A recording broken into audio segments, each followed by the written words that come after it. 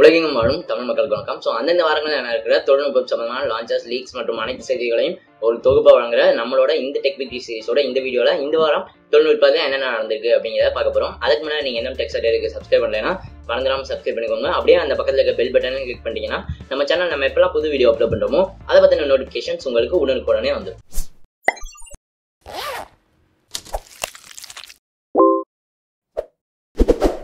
முதல்ல இந்த வாரத்தில் நடந்த லான்ச்சஸ் என்னென்ன அப்படிங்க பார்க்கலாம். இந்த வாரத்தோட ஒரு மிக முக்கியமான லான்ச் அப்படின்னா Redmi 4. ஸோ இது வந்து Xiaomi நிறுவனத்தால் Redmi 3S மற்றும் Redmi 3S Primeக்கு அடுத்த சக்சஸராக வந்து இதை அறிமுகப்படுத்திருக்காங்க. ஸோ இதில் பார்த்தீங்க அப்படின்னா உங்களுக்கு 2, 3 மற்றும் 4 GB RAM வேரியன்ட்ஸோட வருது. இதில் அனைத்து வேரியன்ட்ஸுமே வந்து ஃபிங்கர் பிரிண்ட் சென்சார் வந்து கொடுத்துருக்காங்க. மேலும் இந்த ஃபோன் வந்து Snapdragon 435 ஸோ அந்த ப்ராசஸர் யூஸ் பண்ணி வருது.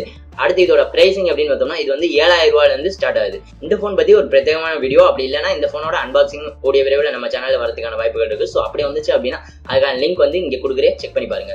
அடுத்து பார்த்தோம் அப்படின்னா Nokia 3310. ஸோ இந்த Nokia 3310 வந்து ஆல்ரெடி லான்ச் பண்ணியிருந்தாங்க. ஸோ இப்போ இது வந்து இந்தியாவில் அறிமுகப்படுத்திருக்காங்க. ஸோ இதோட பிரைசிங் அப்படின்னு பார்த்தோம்னா இவங்க 3310 ரூபாய்க்கு வந்து அறிமுகப்படுத்திருக்காங்க. ஸோ இது வந்து ஒரு மார்க்கெட்டிங் எல்லாத்துக்குமே வந்து வசதியா இருக்கும் அப்படின்னு நான் நினைக்கிறேன். இந்த Nokia 3310 வந்து இப்போ ஆஃப்லைன் ரீட்டைலர்ஸ்ல வந்து கிடைக்குது அப்படின்னு சொல்லியிருக்காங்க. ஸோ ஸ்குவீஸ் போன் அப்படின்னு சொல்லப்பட்டு ரொம்ப நாளா பல லீக்ஸ் வந்துட்டு இருந்தா U11 வந்து இப்போ HTC நிறுவனத்தால அறிமுகப்படுத்தப்பட்டிருக்கு. ஸோ இந்த போன்ல வந்து Snapdragon 835 ப்ராசஸர் வந்து கொடுத்திருக்காங்க. மேலும் அவங்க சொன்ன எட்சென்ஸ் அப்படின்னு சொல்லப்படுற ஸ்குவீஸ் ஃபீச்சருமே இந்த போன்ல வந்து கொண்டு வந்திருக்காங்க. அடுத்த மோட்டோ வந்து இந்த வாரம் Moto C மற்றும் Moto C Plus அப்படின்னு சொல்லி 2 entry level Android smart phones வந்து அறிமுகப்படுத்திருக்காங்க. ஸோ இதுல பாத்தீங்க அப்படின்னா உங்களுக்கு 2 வேரியன்ட்ஸ்ல வந்து கொண்டு வந்திருக்காங்க. 3G மற்றும் 4Gயோட 2 வேரியன்ட்ஸ் வந்து அறிமுகப்படுத்திருக்காங்க. பட் 2லையுமே வந்து MediaTek சிப்செட்ஸ் தான் கொடுத்திருக்காங்க.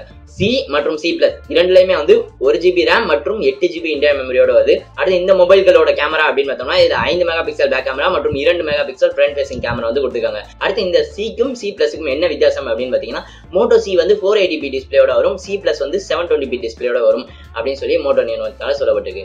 அடுத்து பார்த்தோம் அப்படின்னா Meizu M5. ஸோ Meizu நிறுவனம் வந்து இந்த வாரம் M5 அப்படிங்கிற ஒரு புதிய மொபைல் வந்து அறிமுகப்படுத்திருக்காங்க. இந்த போன் வந்து MediaTek 6750 ஸோ அந்த ப்ராசஸர் வந்து கொடுத்திருக்காங்க. அடுத்து இதோட பிரைசிங் அப்படின்னு பார்த்தோம்னா இது 10,499 ரூபாய்க்கு வந்து சேல் ஆகுது. அடுத்து இந்த போனோட ஃபீச்சர்ஸ் அப்படின்னு பார்த்தோம்னா இதுல 5.2 இன்ச் 720p டிஸ்பிளே வந்து கொடுத்திருக்காங்க. கேமரா அப்படின்னு பார்த்தோம்னா பேக்ல 13 மெகா பிக்சல் கேமரா, ஃப்ரண்ட்ல வந்து 5 மெகா பிக்சல் செல்ஃபி கேமரா வந்து கொடுத்திருக்காங்க. மேலும் இதோட RAM மற்றும் ஸ்டோரேஜ் அப்படின்னு பார்த்தோம்னா இதுல 3 GB RAM மற்றும் 32 GB இன்டர்னல் மெமரியோட வருது. அடுத்து வந்து Samsung வந்து Z4 அப்படிங்கிற ஒரு புதிய மொபைல் வந்து Z3க்கு அடுத்த சக்சஸரா வந்து இப்ப அறிமுகப்படுத்திருக்காங்க இந்தியால. சோ இந்த போன் வந்து ஆண்ட்ராய்ட் பேஸ்ட் இல்ல, சோ இது வந்து சாம்சங்கோட ஓன் Tizen OS. சோ அது பேஸ்ட்ல தான் இந்த ஸ்மார்ட் போன் வந்து வருது. அடுத்து இந்த போனோட ஃபீச்சர்ஸ் அப்படின்னு பார்த்தோம்னா இதுல 4.5 இன்ச் 480p டிஸ்பிளே வந்து கொடுத்திருக்காங்க. 1 GB RAM மற்றும் 8 GB இன்டர்னல் மெமரியோட இந்த போன் வந்து வருது. அடுத்தது Xiaomi இந்த வாரம் வந்து இந்தியால ப்ளூடூத் ஹெட்செட் வந்து ஒன்னு அறிமுகப்படுத்திருக்காங்க. சோ இந்த Xiaomi ப்ளூடூத் ஹெட்செட் வந்து 899 ரூபாய்க்கு வந்து சேல் ஆகுது. இந்த ப்ளூடூத் ஹெட்செட்டை நீங்க வந்து me.comல வந்து அபிஷியலா வாங்கிக்கணும்.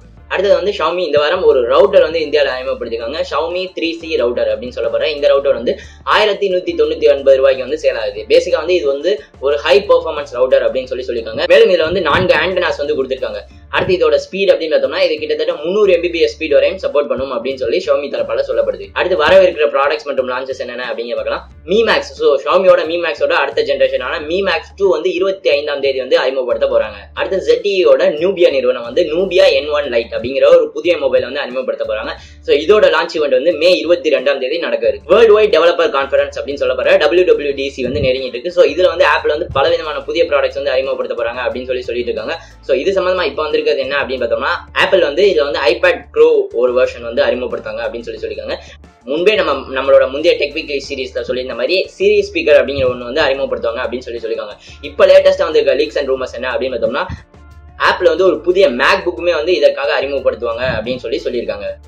அடுத்து வந்து Samsung Galaxy Note 7 refurbished. So அது வந்து ஒரு வழியா வந்து இப்போ வெளியாகிற ஒரு கட்டத்தை நோக்கி போயிட்டு இருக்கு அப்படின்னு சொல்லலாம். ஸோ இந்த Samsung Galaxy Note 7 refurbished edition வந்து Samsung Note 7 ஃபேன் எடிஷன் அப்படின்னு சொல்லப்படுற FE அப்படின்னு சொல்றாங்க. ஸோ இது நிஜமாவே ஃபேன் எடிஷனா இருக்கா இல்ல திருப்பியும் ஃபயர் எடிஷனா இருக்கா அப்படிங்கிறத நம்ம வெயிட் பண்ணி தான் பார்க்கணும்.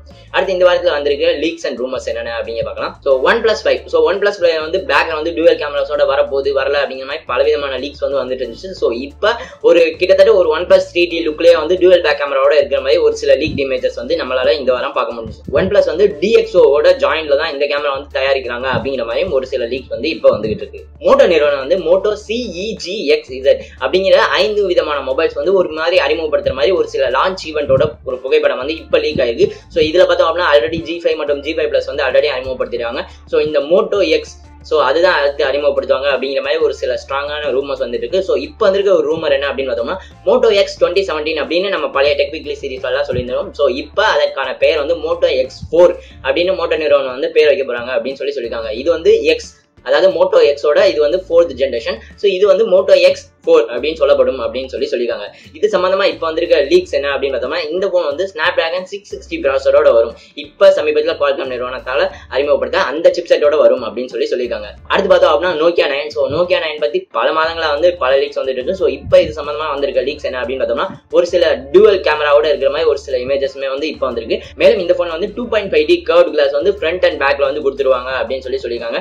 மேலும் இதுல வந்து டிஸ்பிளேல வந்து Quad HD டிஸ்பிளேயும், அடுத்து ப்ராசர் அப்படின்னு பார்த்தோம்னா இது வந்து Snapdragon 835 ப்ராசரோட வரும் அப்படின்னு சொல்லிட்டு இருக்காங்க. அடுத்து iPhone 8. ஸோ iPhone 8 வந்து இந்த வாரம் கிளாஸ் பேக்கோட தான் வரும் அப்படின்னு ஒரு சில லீக்ஸ் வந்திருக்கு. ஸோ இதன் மூலமா வந்து இவ்வளவு நாட்களா இல்லாத வயர்லெஸ் சார்ஜிங் வந்து ஆப்பிள் கொண்டு வருவாங்களா அப்படிங்கிறத நம்ம வெயிட் பண்ணி தான் பார்க்கணும். அடுத்து பார்த்தோம் அப்படின்னா Oppo R1 அப்படிங்கிற புதிய மொபைல் வந்து கூடிய விரைவில் அறிமுகப்படுத்த போறாங்க. ஸோ இது பார்த்தீங்க அப்படின்னா உங்களுக்கு பேக்ல 2 கேமராஸோட வரும்.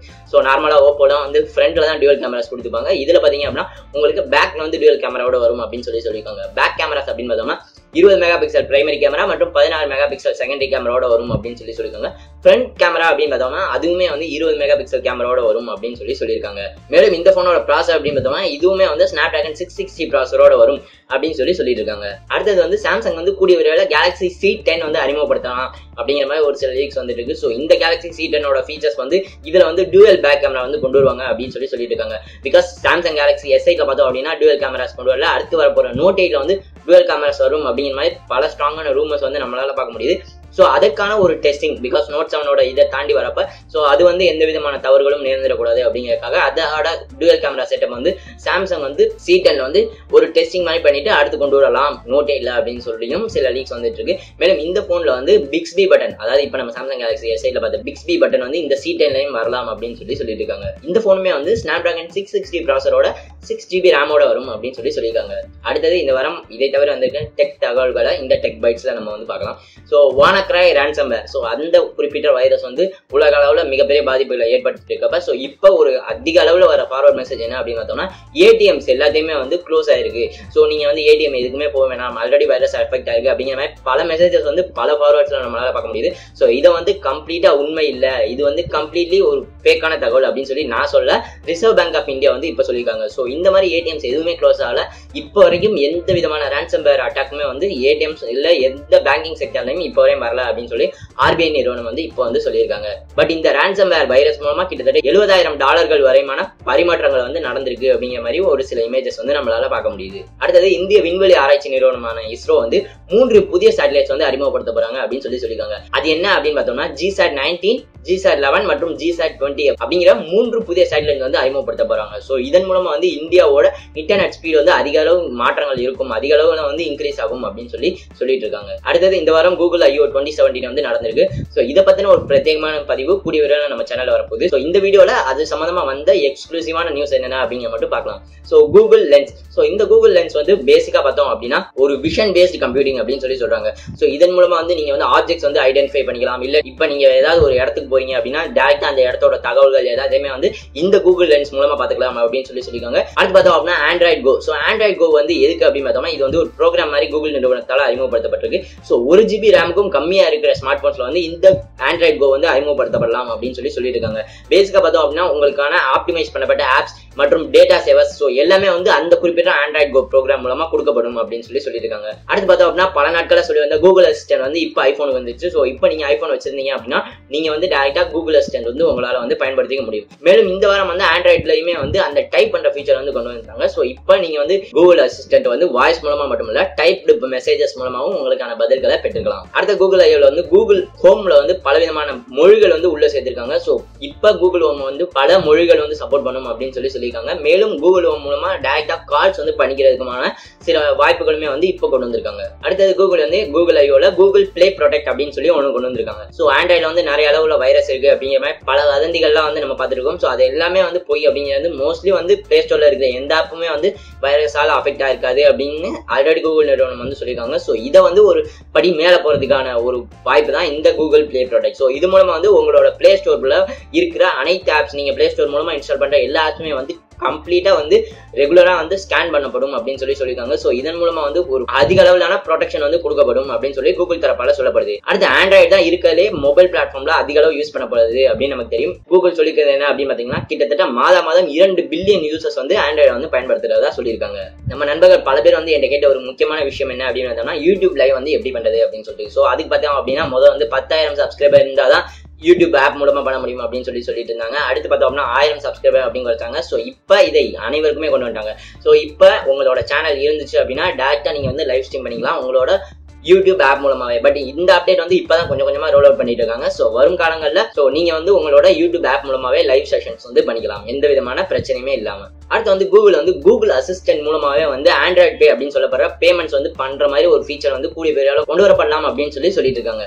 அடுத்தது ஆப்பிள் வாட்ச்ல இல்லாத ஒரு முக்கியமான ஃபீச்சர் என்ன அப்படின்னு பார்த்தோம்னா ஸ்லீப் ட்ராக்கிங். ஸோ அடுத்து வரப்போற ஆப்பிள் வாட்ச்ல வந்து இதை வந்து ஆப்பிள் நிறுவனம் வந்து ஸ்லீப் ட்ராக்கிங் வந்து கொண்டு வர போறதா ஒரு சில லீக்ஸுமே வந்து இந்த வாரம் வந்துட்டு இருக்கு. எல்ஜியும் ஆப்பிளும் சேர்ந்து ஃபேஸ் ரெகக்னிஷனுக்காக ஒர்க் பண்ணிட்டு இருக்காங்க அப்படின்னு சொல்லிட்டு இருக்காங்க. இது எதுக்கு அப்படின்னு பார்த்தோம்னா அடுத்த ஐபோன் இல்ல அதுக்கு அடுத்து வர போற ஐபோன்ஸ்ல வந்து ஃபேஸ் ரெகக்னிஷன் வந்து ஆப்பிள் நிறுவனம் வந்து கொண்டு வரலாம் அப்படிங்கிற மாதிரி சொல்லிட்டு இருக்காங்க. ஸோ இப்போ சாம்சங் கேலக்ஸி S8ல பார்த்தோம்னா ஃபேஸ் ரெகக்னிஷன் இருக்கு. பட் அது பார்த்தோம் அப்படின்னா ஈஸியா வந்து உங்களால வந்து அதை கிராக் பண்ண முடியும். சாதாரணமா உங்களோட போட்டோ காமிச்சிங்க அப்படின்னாலே அது ஆட்டோமேட்டிக்கா அன்லாக் ஆயிடும். ஸோ இந்த மாதிரி இல்லாம ஒரு அதிக அளவுல செக்யூரா இந்த ஃபேஸ் ரெகக்னிஷன் கொண்டு வரதுக்காக இவங்க 2 பேரும் இணைந்து ஒர்க் பண்றதா சொல்லிட்டு இருக்காங்க. அடுத்து பார்த்தோம் அப்படின்னா வாட்ஸ்அப் பின்னிங். ஸோ இந்த வாட்ஸ்அப் சாட்ஸ் வந்து 3 சாட்ஸ் வரையும் பின் பண்ணி வைக்கிற ஆப்ஷன் வந்து ஆல்ரெடி பீட்டா யூசர்ஸ் வந்து கொடுத்துட்டு இருந்தாங்க. ஸோ இப்போ வாட்ஸ்அப் வந்து இதை அனைவருக்குமே கொடுத்துட்டாங்க. ஸோ இப்போ நீங்க வாட்ஸ்அப் ஆப் வச்சிருந்தீங்க அப்படின்னா லேட்டஸ்ட் அப்டேட் பண்ணிட்டீங்க அப்படின்னா நீங்க வந்து 3 சாட்ஸ் வரையும் உங்களோட சாட்ஸ்ல வந்து பின் பண்ணி வச்சுக்கலாம். அந்த 3 சாட்ஸ் வந்து எப்பயுமே டாப்ல தான் இருக்கும், எத்தனை சாட்ஸ்ல எத்தனை மெசேஜஸ் வந்தாலுமே. அடுத்த செய்தியுமே வந்து வாட்ஸ்அப் பத்தி தான். ஸோ இப்போ டெல்லி ஹைகோர்ட்ல வந்து ஒரு தீர்ப்பு வந்து கொடுத்துருக்காங்க. ஸோ அது எதன் அடிப்படையில அப்படின்னு பார்த்தோம்னா